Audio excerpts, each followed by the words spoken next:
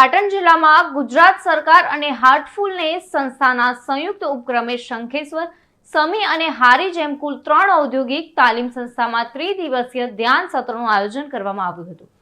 વિદ્યાર્થીઓ રોજબરોજના જીવનમાં તણાવનું પ્રબંધન કરીને જીવન કૌશલ્ય વિકસાવી શકે એવા ઉમદા ઉદ્દેશ્યથી આ ધ્યાન કાર્યક્રમનું આયોજન કરવામાં આવ્યું હતું।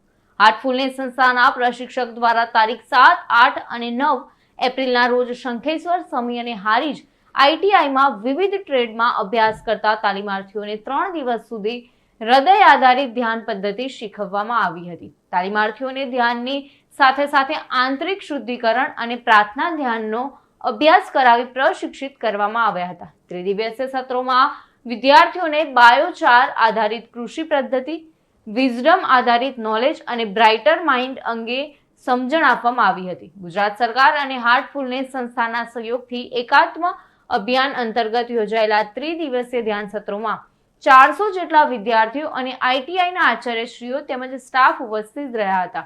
હાર્ટફુલનેસ સંસ્થાના પ્રશિક્ષક શ્રી સુરેન્દ્રભાઈ અગ્રવાલ, અતુલભાઈ શાહ, પ્રગતિબેન પટેલ અને સરોજબેન સાગર દ્વારા તાલીમાર્થીઓને 3 સેશનમાં ધ્યાન શીખવવામાં આવ્યું હતું। પ્રકાશ રાવલ સાથે ચક્રવાત ન્યૂઝ, પાટણ।